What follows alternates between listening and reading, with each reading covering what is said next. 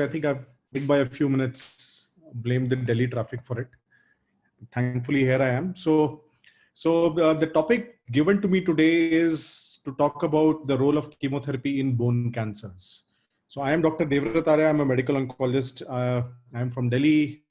I've done my MBBS from Maulana Azad, did my MD from Surat, and then my DM from GCR Ahmedabad, and I've been practicing for the past 9 years. So here we go. So we know that most bone cancers, bone sarcomas actually require multidisciplinary management. The surgeon, the orthopedic oncosurgeon is a very important component of the team, but so are radiation oncologists, pathologists, and medical oncologists.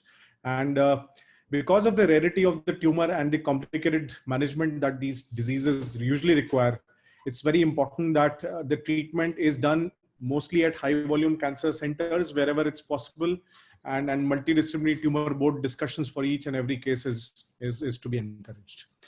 So broadly, for determining the right systemic therapy for bone sarcomas, obviously knowing subtype is important, but also for patients who have had a recurrent disease, we also need to understand what regimen has been offered earlier, what is the fitness of the patient, and what is the goal of the treatment, cure versus palliation.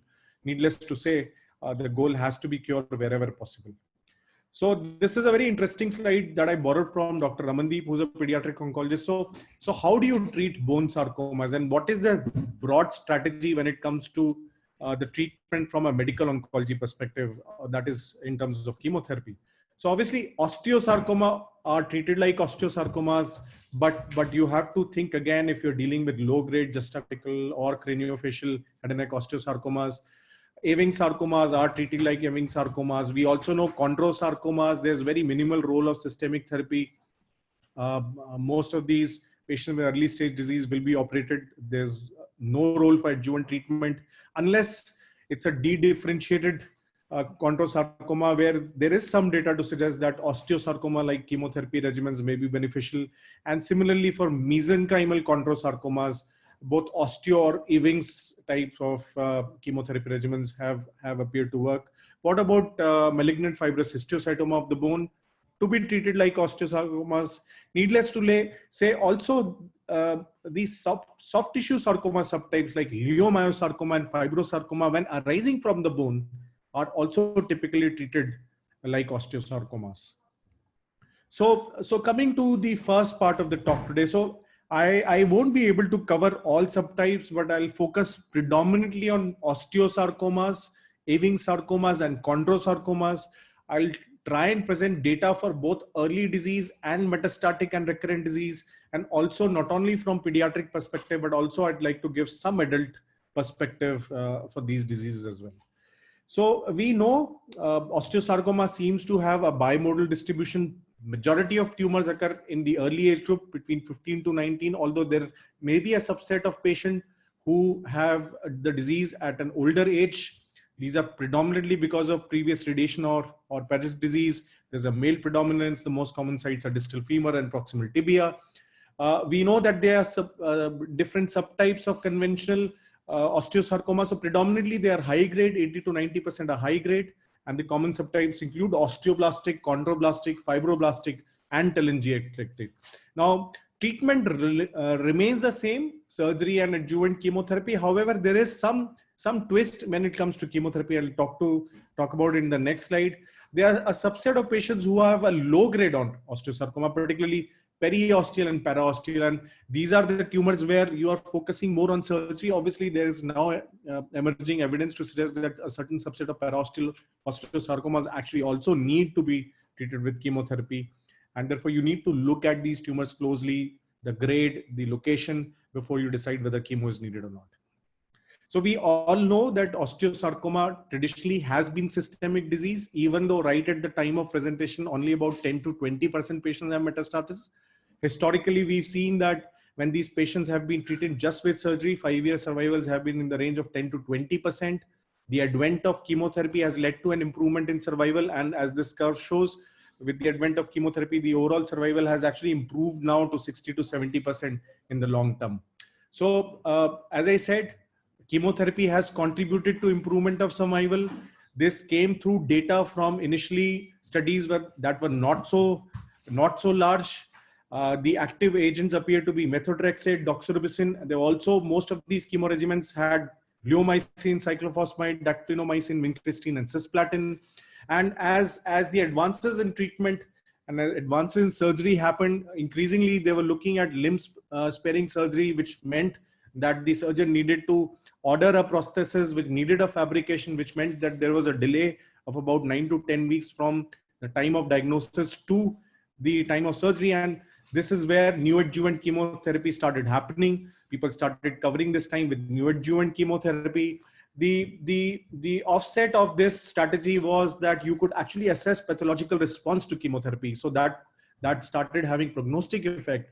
And also it has been importantly been realized that when you offer neoadjuvant chemotherapy, you actually are able to increase limb salvage rates in some patients. So we do know that there is some impact of subtype. We know that chondroblastic osteosarcoma have traditionally got lower rates of necrosis, yet the outcome is fairly similar between good and poor responders. However, for the other subtypes, when you talk about telangiectatic or fibroblastic osteosarcomas, they are more likely to respond to chemotherapy as compared to the conventional osteoblastic or the chondroblastic osteosarcomas.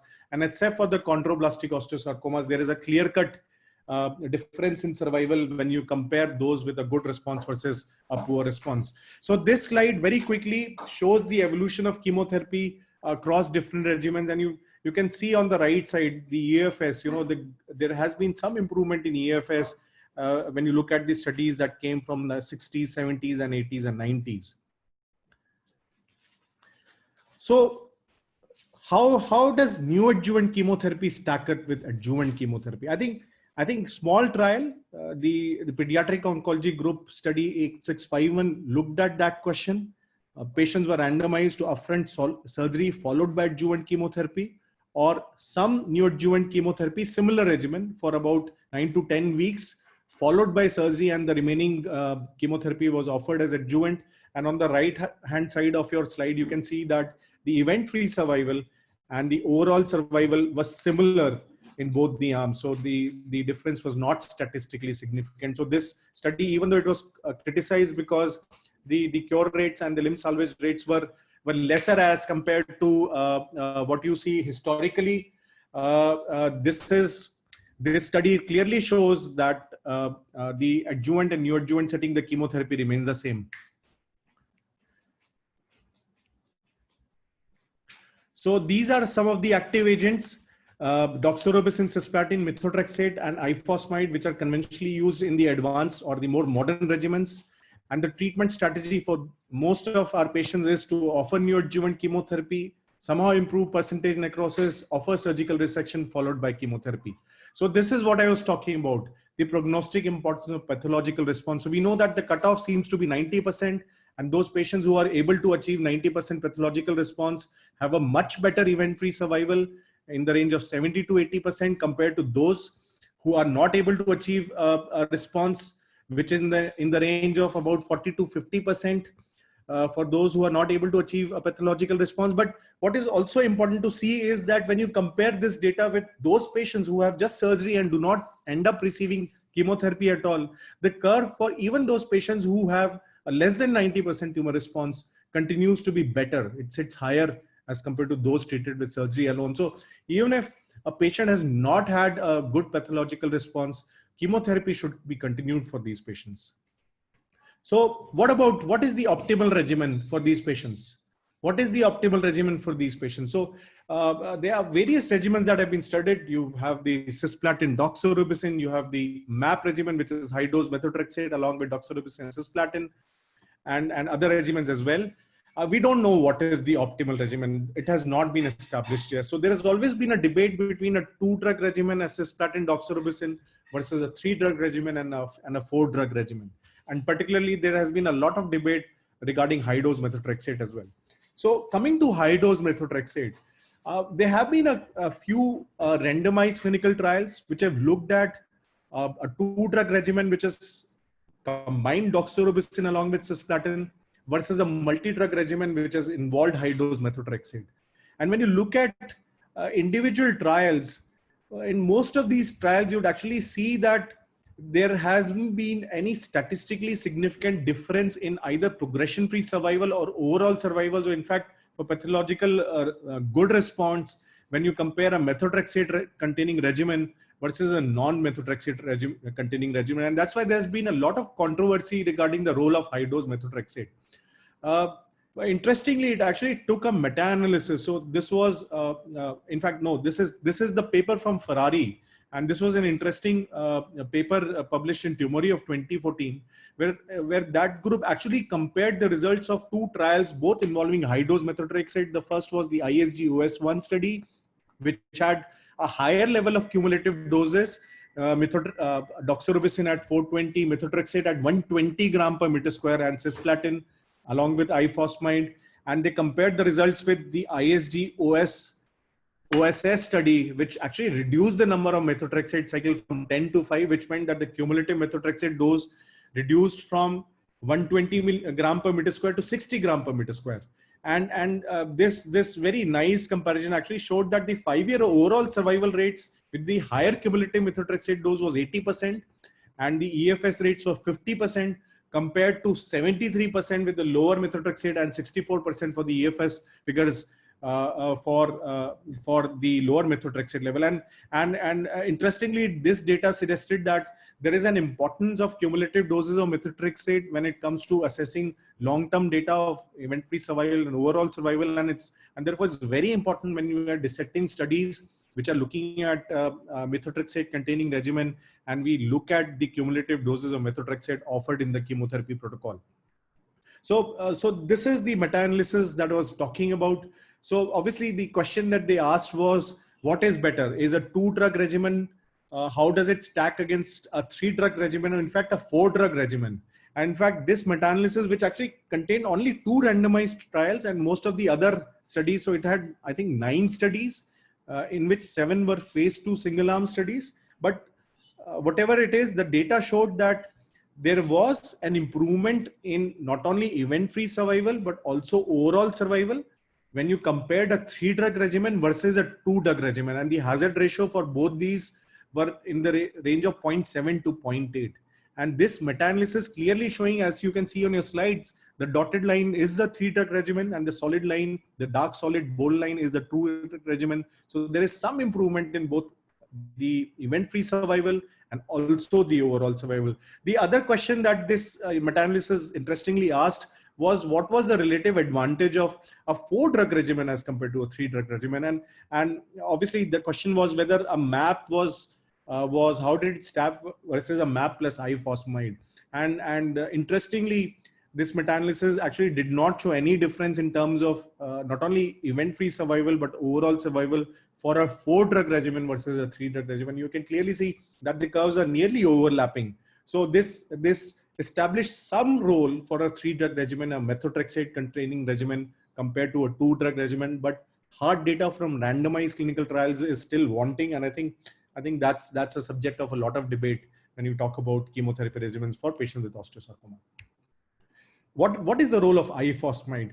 So ifosfamide actually had a very promising activity in the recurrent metastatic setting. In fact, one of the studies showed a response rates to the tune of 60%, and therefore it is not surprising that a trial was designed. So this was a study which actually looked at a combination of cisplatin, doxorubicin, high-dose methotrexate, and then along with ifosfamide and muramyl tripeptide, polyethanolamine. And they looked at that data, and one of the analysis that looked at the contribution of ifosfamide to the 3-drug regimen, clearly showing that neither the event-free survival nor the overall survival is actually improved by the addition of ifosfamide, to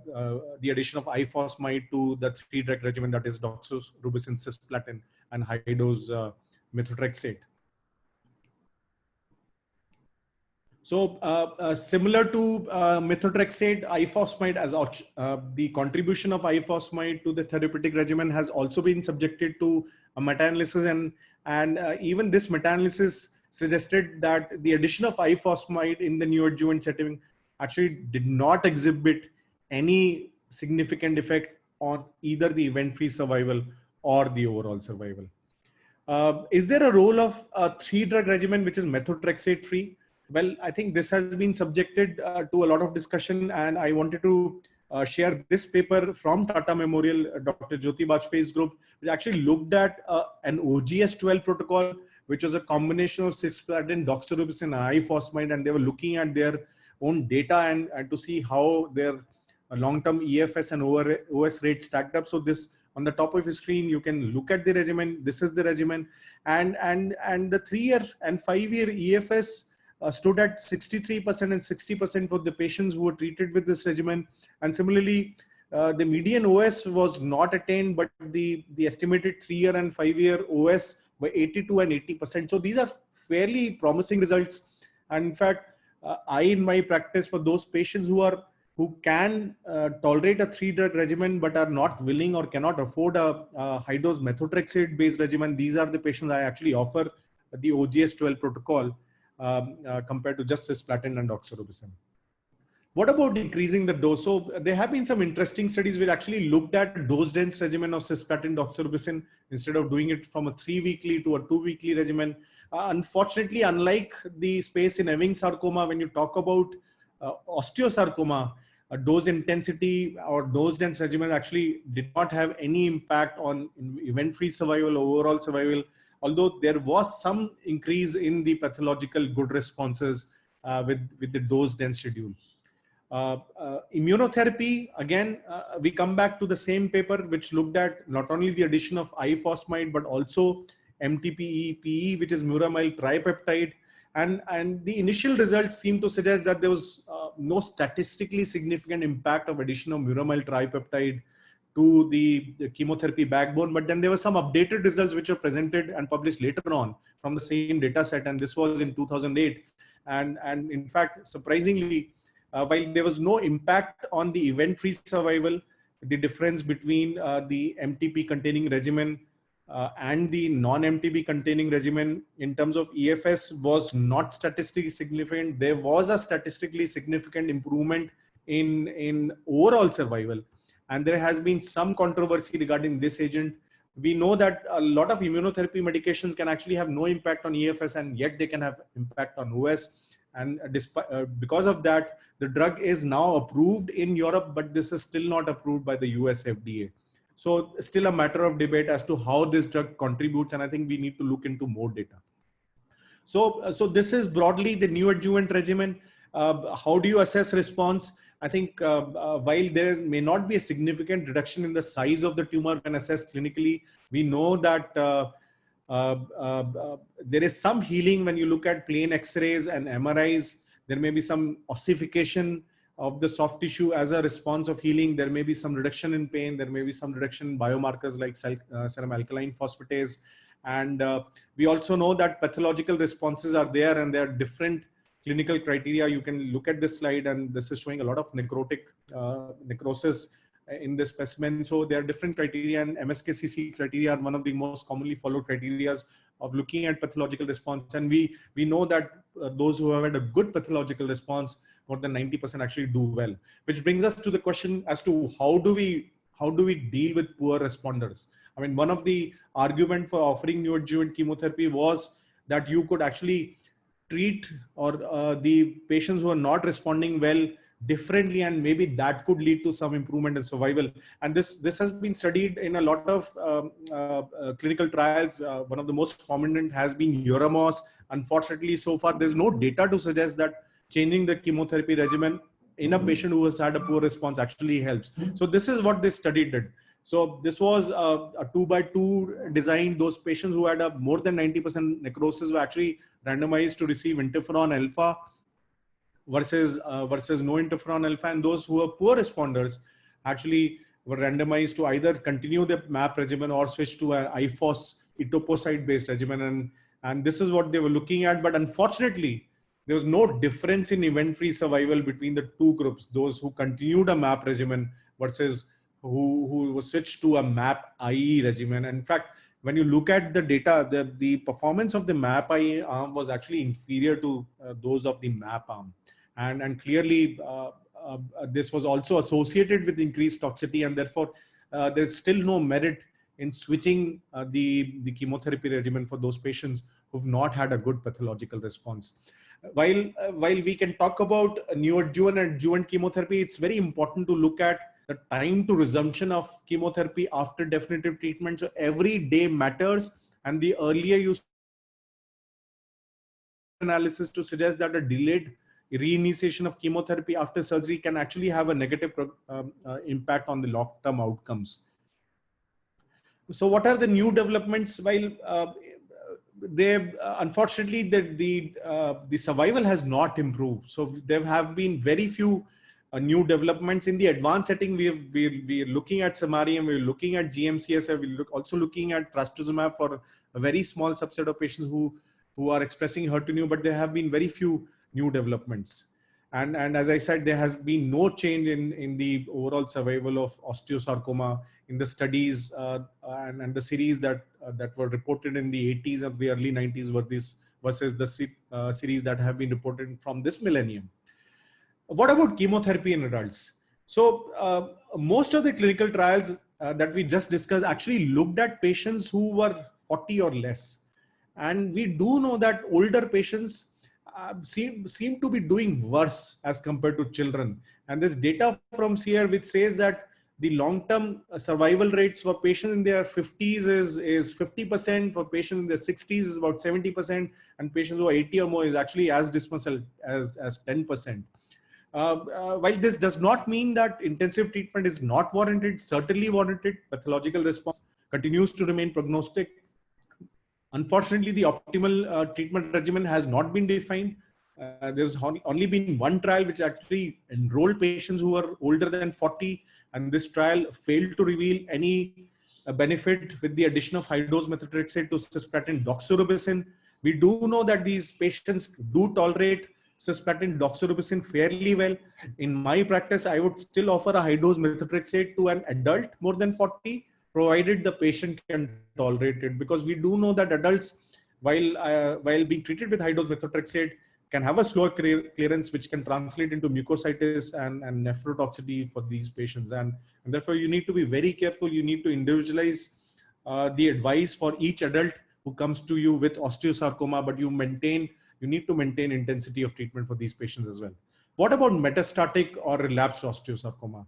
So for a patient who presents with an upfront metastatic disease, we offer treatment with the same intensity, and our goal has to be complete surgical remission. So while this can be feasible for patients who present with lung metastasis, for those patients who present with bone metastasis, it can be more challenging. There's data to suggest that patients, even in a metastatic disease, who are able to achieve a complete surgical remission can actually go on to be long-term survivals, and those patients who are not able to undergo a complete surgical remission will have very low long-term survival rates. And therefore, even in metastatic disease, we have to be aggressive. We have to offer chemotherapy, and especially those with lung metastasis should be subjected to surgery for removal of the metastatic disease. What about those patients where disease is unresectable, or the chemotherapy cannot be offered? So there's no single standard approach. As I said, most of the regimens which have been evaluated for localized disease appear to have some sort of activity even in the metastatic setting. However, the response rates with these regimens seem to be lower, which seems to suggest that probably there's an underlying difference in the biological behavior. There's no role for dose intensive chemotherapy and stem cell transplantation. And there are a lot of ongoing clinical oncology group studies in this setting. So some of the regimens which have actually been evaluated are these. So one of the most widely studied regimen is an high-dose ifosfamide etoposide regimen.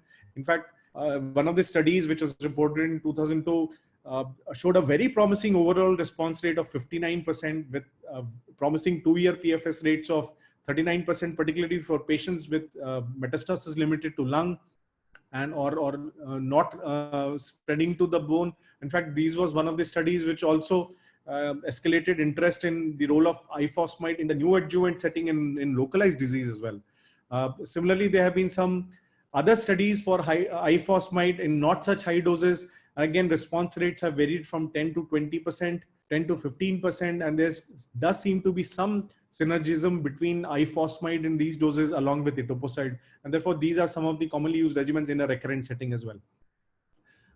There's some data for ICE, that is ifosfamide carboplatin etoposide. We do know that this regimen can be fairly toxic, but the overall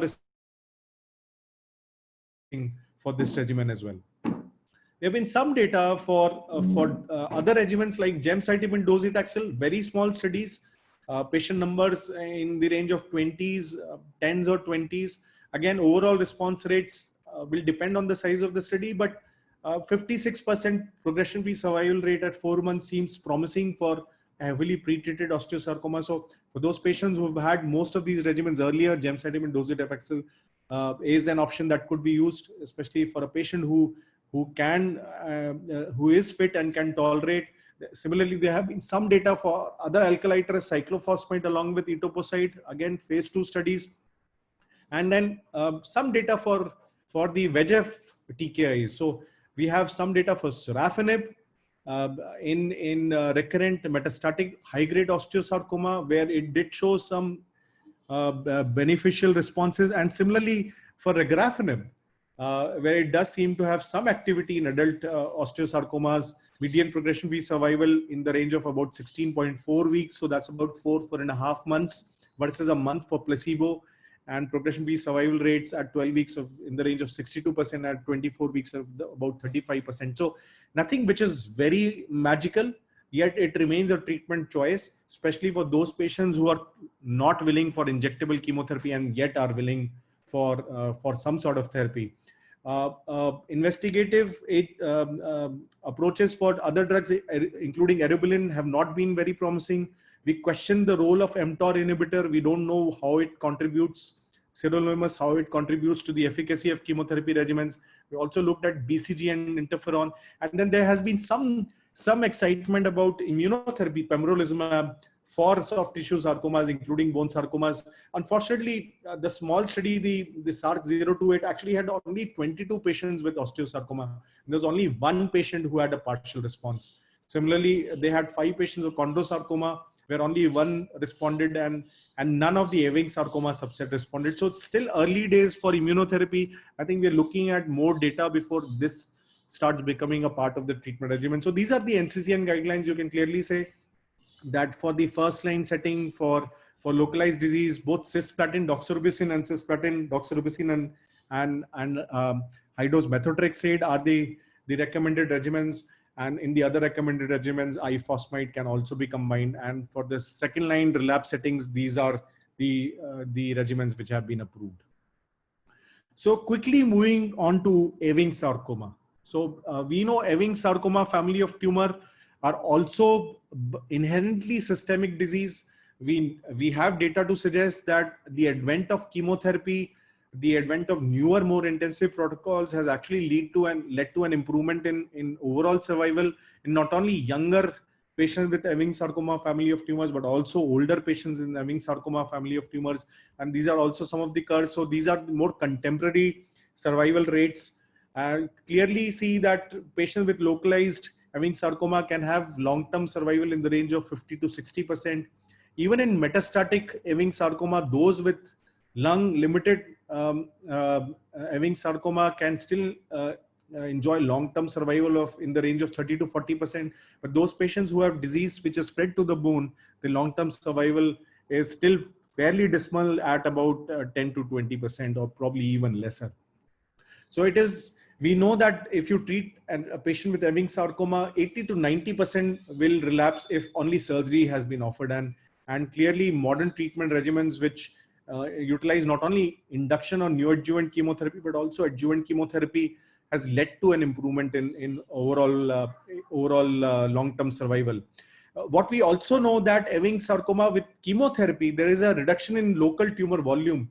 And now there is data to suggest that chemotherapy also not only plays an important role in local failure rates, but also it can lead to improvement in the surgical, the ability to perform successful surgeries because of reduction in the size of this the disease with the response to neoadjuvant chemotherapy. So this is the current paradigm of treatment.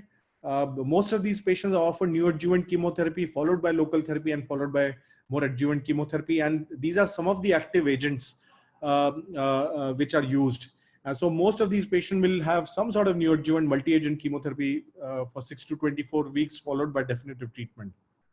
So this is one slide which looks at the evolution of chemotherapy for patients with Ewing sarcoma, and we'll very quickly go through some of the historical study. So one of the first multi-center clinical trial was this one. This was the IESS, the first intergroup study, which actually established the role of doxorubicin. So the historical regimen would be vincristine, dactinomycin, and cyclophosphamide, along with bilateral pulmonary radiation therapy. And this study looked at the contribution of adriamycin, and this was a study which was reported in 1990s, and clearly establishing that with the addition of adriamycin to the VAC regimen, there was a statistically significant improvement in relapse-free survival and overall survival, thus establishing the role of adriamycin in this setting. And then came the IESS-2 study, which actually looked at dose intensification of doxorubicin. So they increased the dose of doxorubicin in the treatment regimen. And that also suggested that there was an improvement in 5-year relapse-free survival with a higher dose of doxorubicin as compared to the lower dose of doxorubicin, although most of the benefit was to non-pelvic lesions. Although there was some concern escalated with the toxicity of doxorubicin containing regimen, and thereafter dactinomycin was omitted to limit the adverse impact and improve long-term outcomes.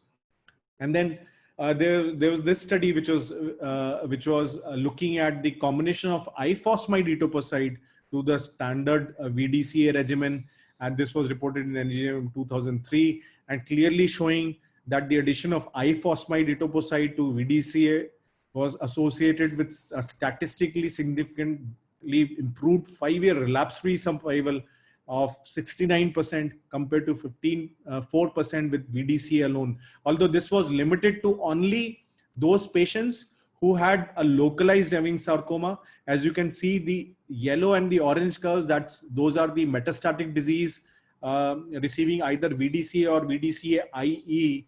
There was no improvement with the more intensive regimen with the IE. So obviously the next step was dose dense. So they looked at whether giving chemotherapy every 2 weekly, how did it stack up versus giving the same chemotherapy every 3 weekly. So you are giving the same chemotherapy regimen, same doses, but you're giving them more frequently.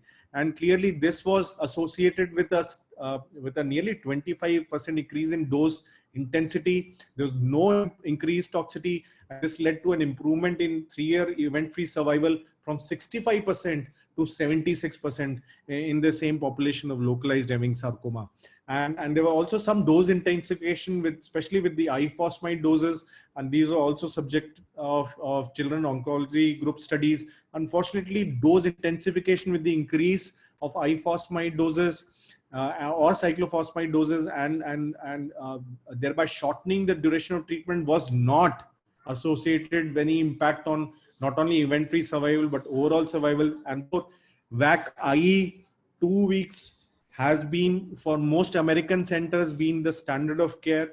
In the adult population, we tend to offer VAC-IE more on a 3-weekly basis. Some of the European protocols have actually looked at the wide regimen, and the European protocols have looked at wide regimen, whereas the American regimens have looked at VAC-IE. And interestingly, there was this study, which is the Euro-Ewing 2012 protocol, which actually compared the American regimen, the VAC-IE versus the wide regimen, and the early results were reported this year. So this was ASCO 2020 this year, which actually looked at whatever results were there, and at a median follow-up of 1.7 years. So this is still short follow-up. But this clearly suggests that patients who received the American regimen, the VAC-IE, had a prolonged event-free survival with a hazard ratio of 0.66 and also an overall survival with a hazard ratio of 0.64. And therefore clearly showing that the American regimen is associated with an improved EFS and overall survival, and the grade 3 adverse events were similar in both the regimens. And therefore clearly showing that the VAC-IE regimen, at least from this data, seems to be better than the wide regimen. Obviously, we need to look at the long-term results and the full text publication of this study with a lot of interest. So again, is there a role of high dose chemotherapy with stem cell rescue for patients with localized disease? So this has been a very pertinent question, and this was subject to the Euro-Ewing study, where they actually looked at patients with either a high volume disease, so disease more than 200 ml in volume, or those patients who have had a poor response to chemotherapy, where after receiving the standard 6 cycles of wide, that's the European protocol, 6 cycles of wide, they were randomized to continue VI for 7 cycles, which is the standard comparator, or 1 cycle of Y followed by busulfan, melphalan based induction followed by high dose chemotherapy, that is the stem cell transplant. And the initial results which were reported in JCO 2018 did seem to suggest that there was some improvement in not only event-free survival, but also overall survival for these patients. So how does this data stack up? So clearly they are looking at the European protocol. So that's 6 cycles of wide. Will it give similar results for those patients who have had the American protocol, dose dense VAC-I or the 3-weekly VAC-I? We don't know. I think there is still some space for those patients who've actually received wide and who either have a high volume disease or who have had a poor pathological response. There may be some case for offering high dose chemotherapy with stem cell rescue for these patients. What about adult patients?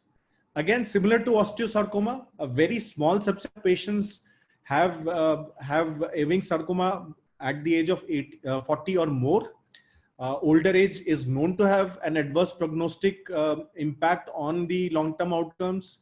We don't know whether this is because of difference in biology, or is it because of the fact that most of the adults will not be able to tolerate or not offered the more intensive pediatric protocols.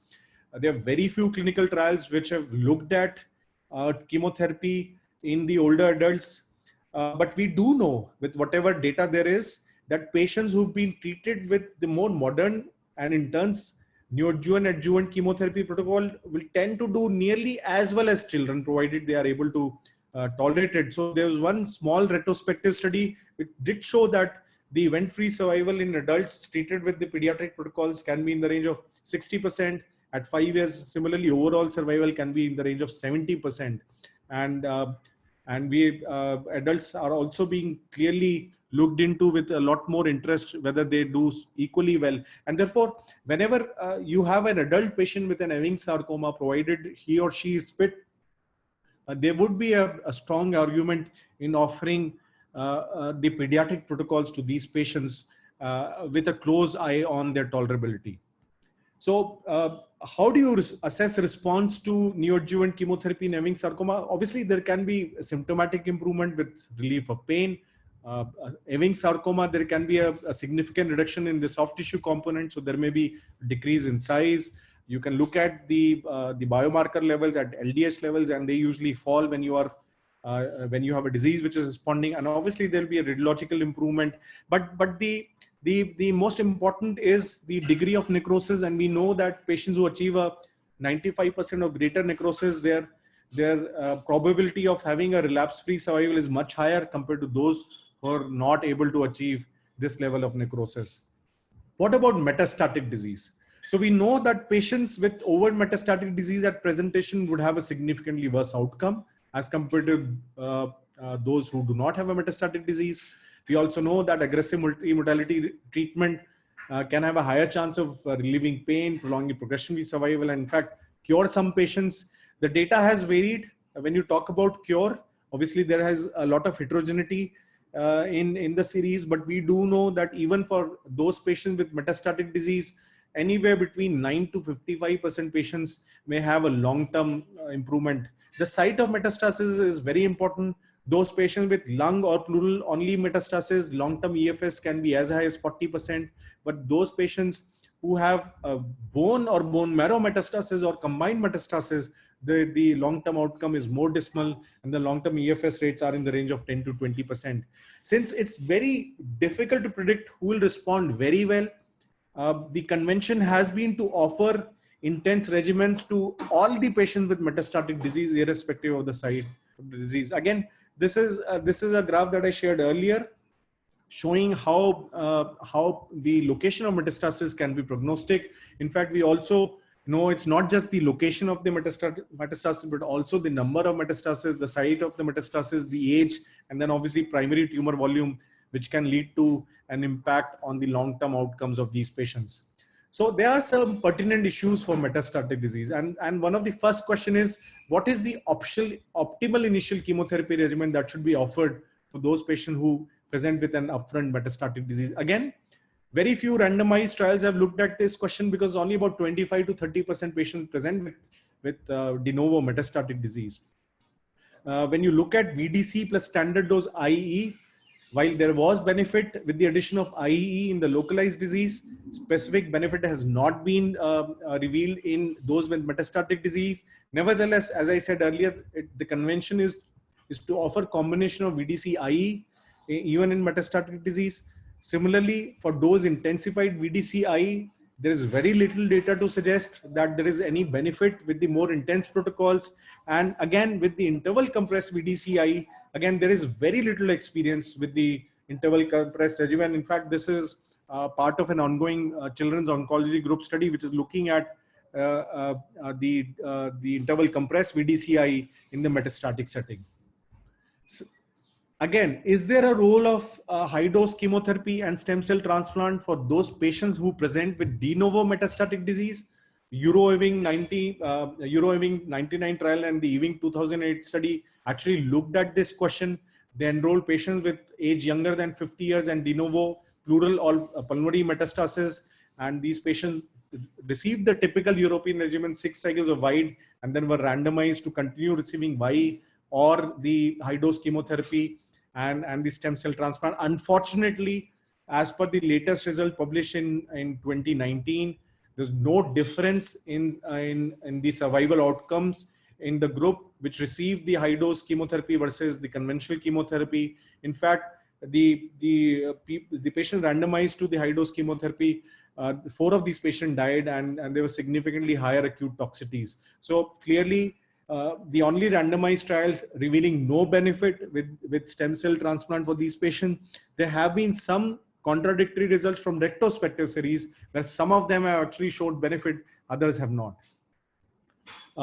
Even in a metastatic Ewing sarcoma where the disease may be disseminated, there may be some role of local therapy, especially where the number of metastases is localized, because it's a local disease which start becoming an issue when the disease stopped responding.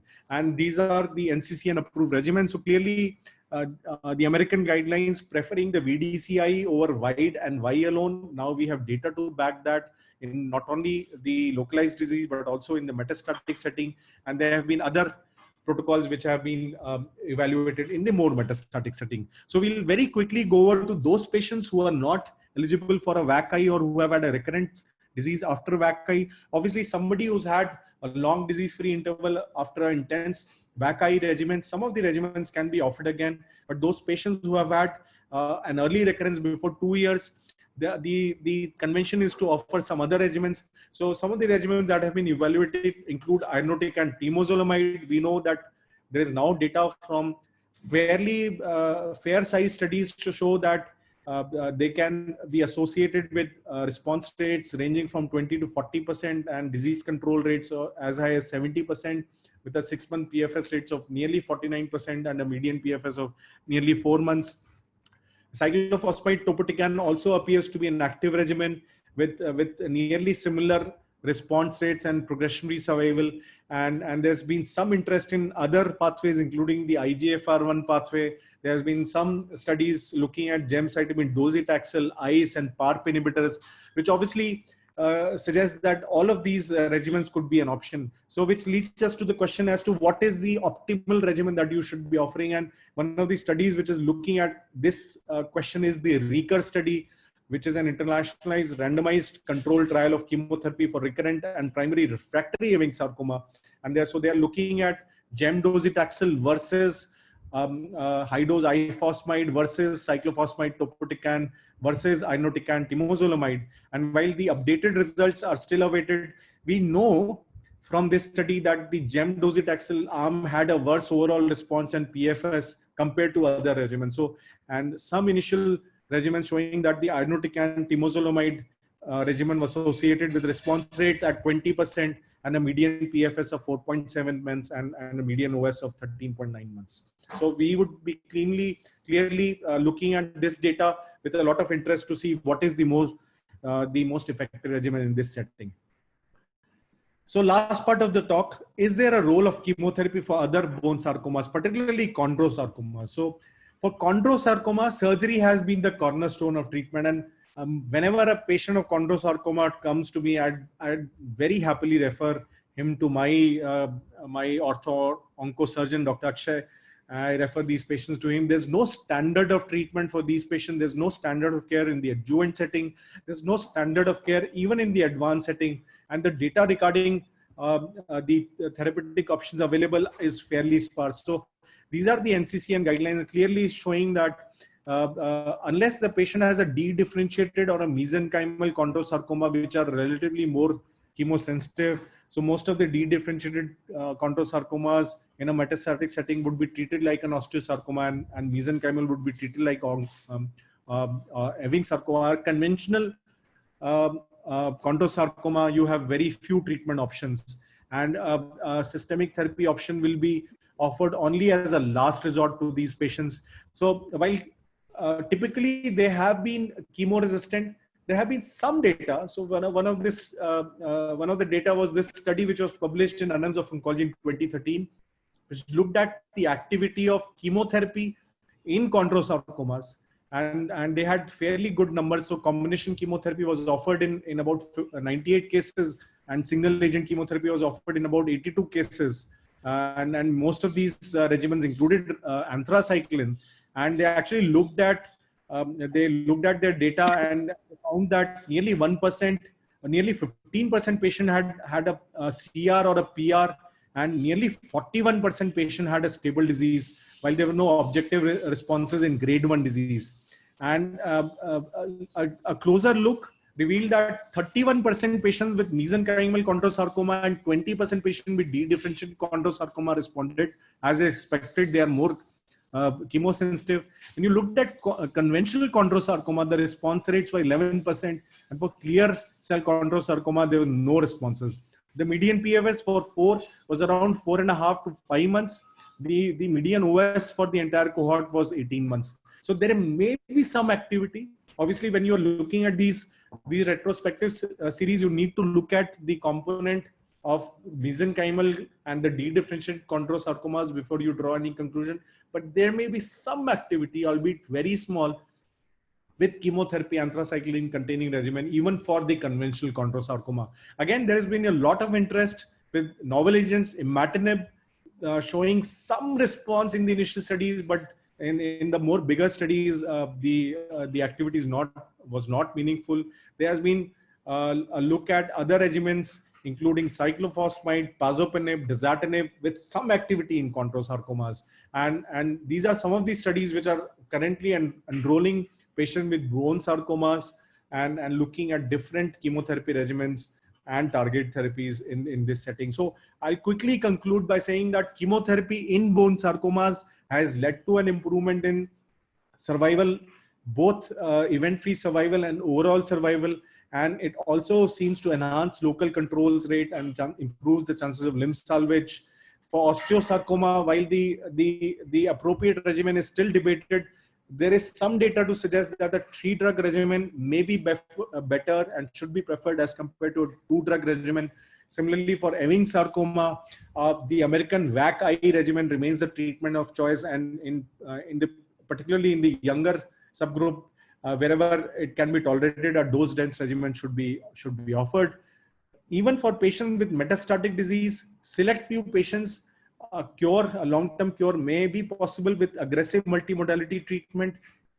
In recurrent setting, chemo continues to offer some improvement in quality of life, improvement in palliation of symptoms, and may offer a valuable tool to assess responses of chemotherapy. And in fact, there's a lot of interest in assessing the role of target therapy and immunotherapy, particularly in the advanced setting. Thank you very much. Thank you, sir, for a wonderful talk, sir. It was very extensive and a very useful class, sir. Sir, can we have the questions now? Yeah, absolutely.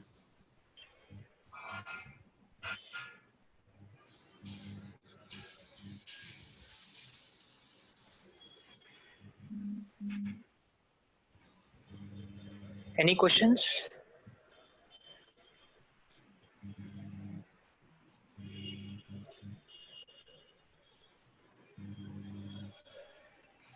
Sir, So there I is think one. I can see a question in the chat box.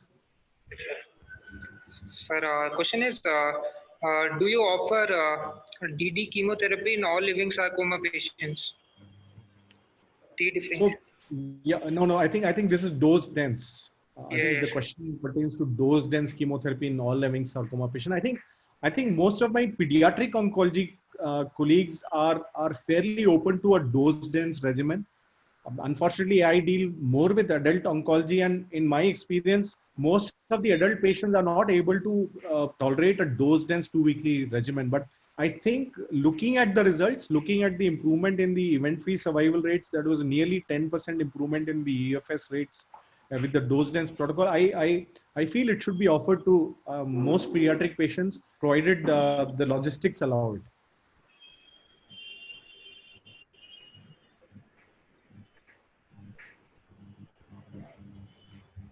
Any other questions?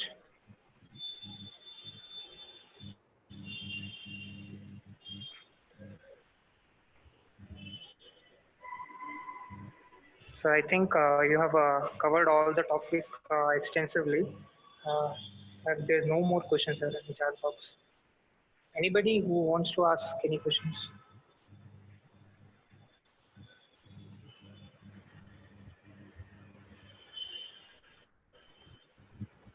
So I think either the audience got really bored, or I was able to explain everything very nicely.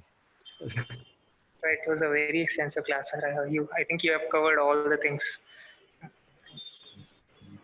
Right. So I think with that we'll probably call the meeting to a close. But feel free to reach out to me if you have any questions, and either directly or through the DMSOG platform. Thank you, sir. Yeah. Thank you very much, and have a good evening. Bye bye. Okay, thank you so much. Bye bye.